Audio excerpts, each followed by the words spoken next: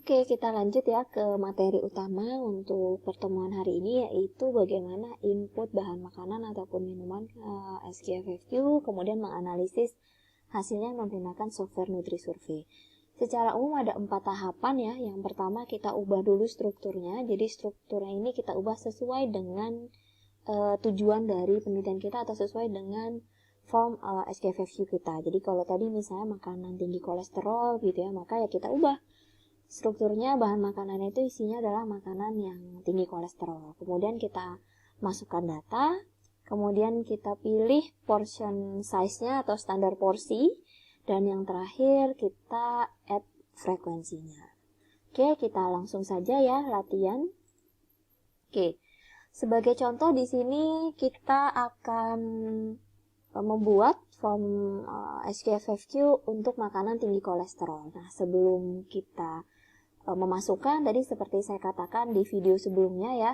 Jadi gimana Bu caranya supaya kita tahu makanan apa aja yang tinggi kolesterol? Kita bisa pilih di food, kemudian search foods for nutrients. Bu, ini belum ada kolesterol. Nah, kalau belum ada kolesterol maka kita cancel dulu.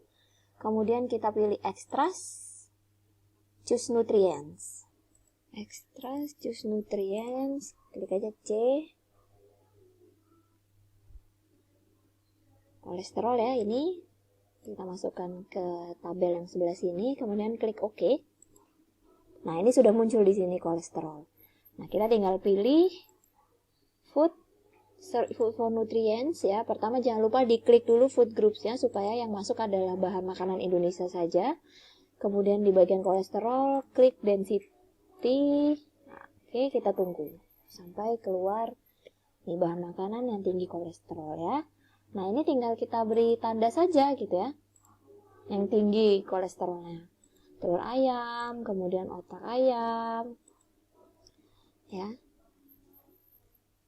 Bu, berapa yang harus dimasukkan? Ini tidak ada patokannya ya, jadi memang yang dimasukkan itu bebas. Tergantung justifikasi masing-masing peneliti gitu ya. Telur puyuh, ini saya masukkan kategori tinggi, kemudian ini bisa semua sebenarnya, telur merpati, telur mentok, ini bisa dimasukkan juga, tetapi pastikan dulu bahan makanan tersebut ada di wilayah tempat kita melakukan penelitian. Ya. Oke, kita ke bawah, kita cari lagi yang kandungannya tinggi ya, yang tinggi kolesterol kira-kira apa saja. Ini banyak ya, jadi kita bisa memilah begitu. Oke, ya. Oke, ini sebagai contoh otak ayam, telur puyuh, telur ayam bagian kuning, dan telur itik bagian kuning. Ya, sudah. Kemudian kita kembali lagi ke NutriSurvey. Oke, selanjutnya kita mengubah struktur ya. Jadi itu tahapan pertama. Caranya kita klik calculation, kemudian food frequency, change structure. Nah, ini adalah struktur food frequency questionnaire yang sudah bawaan dari software ini. Ya, jadi ini harus kita ubah dulu sesuai dengan tadi list bahan makanan apa saja yang kita ingin masukkan di sini ya. Jadi Ctrl A dulu. Klik breakfast ke bawah, kemudian klik shift delete ya. Kita cut seperti ini. Nah, kemudian kita masukkan tadi ya bahan makanan apa saja sih yang tinggi kolesterol. Itu contohnya ada otak ayam. Ya. Klik di sini. Kemudian ada kuning telur.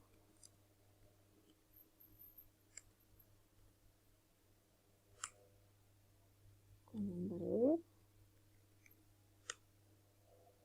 Kemudian telur itik bagian kuning, dan yang terakhir ada telur puyuh. Ya, ini hanya contoh saja. Sebenarnya harusnya lebih banyak dari ini bahan makanannya. Oke. Bu, gimana kalau misalnya kita ada bahan makanan lain yang tidak ada di database? Maka cek video pertama ya, bagaimana caranya untuk menambahkan bahan makanan. Ya, itu juga bisa ditambahkan secara manual. Oke, kita sudah selesai di tahap pertama ya, mengubah struktur sesuai dengan tujuan kita tadi untuk memasukkan bahan makanan yang tinggi kolesterol. Next, kita lanjut ke tahapan kedua, yaitu menentukan portion size atau standar porsi dari masing-masing bahan makanan ya. Kalau kita klik 2 kali di sini, nah ini belum ada standar porsinya. Padahal kalau di SKFFQ, standar porsi ini sebaiknya diisikan untuk memudahkan kita mengentry data ya, sehingga harus kita isi satu persatu. Oke, untuk cara mengubah portion size-nya kita klik food, kemudian change portion size ya. Nah, ini kalau kita lihat di bahan makanan yang database bahan makanan USDA ya, ini semuanya sudah ada standar porsinya ya. Contohnya ini roti 1 lembar yang tipis, 1 sendok makan, 1 lembar yang tebal. Begitupun juga untuk bahan makanan yang lainnya ya. Oke, kita cek apa ya untuk contohnya lauk hewani. Ya. Pokoknya kalau yang USDA itu semuanya sudah ada. Itu ya standar porsinya. Tapi kalau kita cek bahan makanan Indonesia ini semuanya belum ada. Ya, standar porsinya masih 0,0000, semuanya belum ada, sehingga kita harus ubah dulu standar porsinya untuk semua bahan makanan yang ada di struktur SFFQ kita ya. Oke, kita langsung praktekkan ini untuk otak ayam ya. Kita search aja supaya nggak perlu cari satu-satu ya. Ini ketemu otak ayam. Nah, ini standar porsinya masih 0 ya. Kita insertkan dulu. Oh ya, untuk cara menginsertkannya ini nggak di tabel ini ya, tapi di tabel di bawahnya. Baru insert, kita bisa pilih misalnya portion little atau porsi kecil. Ya, otak ayam. Let's say, satu otak ayam kecil itu 10 gram. Kemudian insert lagi portion middle atau porsi sedang, misalnya 20. Insert lagi portion big, misalnya 40. Standar porsi yang ini kita delete aja. Oke. Ya, kemudian kita search untuk bahan makanan yang lainnya. Telur ayam bagian kuning. Enggak. Telur ayam gitu aja. Telur ayam bagian kuning. Nah, ini kita klik di bawahnya ya untuk insert. Portion little, misalnya untuk telur ayam bagian kuning 10 gram, insert lagi portion sedangnya 20, dan insert lagi untuk portion bignya misalnya 40. Oke. Kemudian kita search lagi telur itik. Telur itik bagian kuning. Ini ya. Klik bawahnya, kemudian insert sama portion little. Anda bisa menggunakan URT lain ya. Jadi ini tergantung bahan makanannya.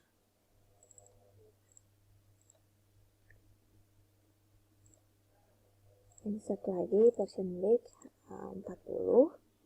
Kita search terakhir yaitu telur puyuh. Nah, ini telur puyuh, kita insert portion little-nya misalnya 30, kemudian insert lagi portion middle 50, insert lagi portion big-nya misalnya 100 ya. Sudah kita masukkan semua portion size-nya, terus kita klik OK. Do you want to save modifications? Yes. Oke, kita tunggu. Nah, ini sudah save. Nah, otomatis sekarang berubah ketika kita klik bagian amount ini 2 kali, dia akan keluar. Gitu ya, sehingga kita nanti tinggal melakukan entry. Oke, selanjutnya kita bisa langsung entry ya. Misalnya ini untuk otak ayam, klik 2 kali. Misalnya biasanya saya konsumsi otak ayam itu dalam porsi yang sedang 20 1 bulan. Ya, kita klik monthly 2 kali. Secara otomatis software NutriSurvey ini akan menghitung berapa sih asupan hariannya ya. Jadi ini langsung ketemu 1. Bu, kok tiba-tiba 1? Nah, cara perhitungannya begini. tadi dia sekali dalam 1 bulan dia makan 2 kali, maka 2 kita kalikan jumlah dia sekali makan, 2 dikali 20. Maka dalam 1 bulan dia mengkonsumsi 40 gram otak ayam. Kemudian 40 gram otak ayam ini kita bagi 30, karena 1 bulan itu ada 30 hari ya. Hasilnya 1,3. Nah, ini pembulatan ke bawah ya, karena di 0,5 jadi dihitungnya 1 gram. Oke, itu dasar perhitungannya. Kita coba lagi misalnya untuk telur ayam bagian kuning. Untuk telur ayam bagian kuning saya biasanya makan porsi besar. 1 minggu saya makan 2 kali. Ya, secara otomatis dia juga akan keluar asupan hariannya itu 11 gram. Sama dasar perhitungannya, tadi saya makan porsi besar, kemudian dikalikan 2, dikalikan 4. Kenapa dikali 4? Karena saya makannya tiap minggu. Sedangkan 1 bulan itu ada 4 minggu. Ya, ketemu 320 gram telur ayam bagian kuning yang saya konsumsi dalam 1 bulan. Ini dibagi dengan 30, hasilnya 10,6. Pembulatan ke atas jadi 11 gram. Ya, jadi seperti itu. Kita tidak perlu lagi menghitung ulang, karena secara otomatis dia Nutrisurvey ini akan mengeluarkan berapa sih asupan dari bahan makanan tersebut dalam 1 hari. Telur itik saya jarang, misalnya porsinya kecil, kemudian paling 1 bulan hanya 1 kali. Hitungnya 0, berarti ini di bawah 0,5 ya. Kemudian telur puyuh sering, karena saya suka telur puyuh misalnya. Sekali makan bisa 10 butir, 1 minggu bisa 3 kali misalnya. Nah, ini secara otomatis akan menghitung asupan hariannya sebesar 43 gram. Ya. Kemudian misalnya sebagai contoh, Bu, saya makan telur itik bagian kuning, tapi tidak dalam porsi ini gitu ya. Maka Anda bisa langsung memasukkan ini kolom other amount ya. Misalnya sudah diketahui asupan hariannya 1 bulan sekali saya pokoknya makan telur itik bagian kuningnya 30 gram. Anda bisa langsung masukkan di sini. Ya, ini secara otomatis sangat mudah. Ini apabila standar porsinya tadi tidak ada di pilihan ini, gitu Anda mau memasukkan jumlahnya bisa juga langsung memasukkan jumlahnya di situ. Ya. Nah, jadi secara otomatis kita tahu berapa sih asupan kolesterolnya, yaitu sekitar 1093,7 mg per hari. Ya. Kemudian kita bisa mengeluarkan datanya, klik calculation, kemudian print out the current food record. Ya. Bisa juga Anda langsung shortcut Ctrl P. Ya, nah ini analisisnya semua sudah keluar. Ya.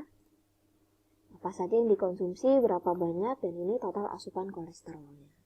Ya. Atau bisa juga cara mudahnya tinggal klik ini, gambar printer di sebelah kanan. Ya. Hasilnya juga akan keluar sama. Ya.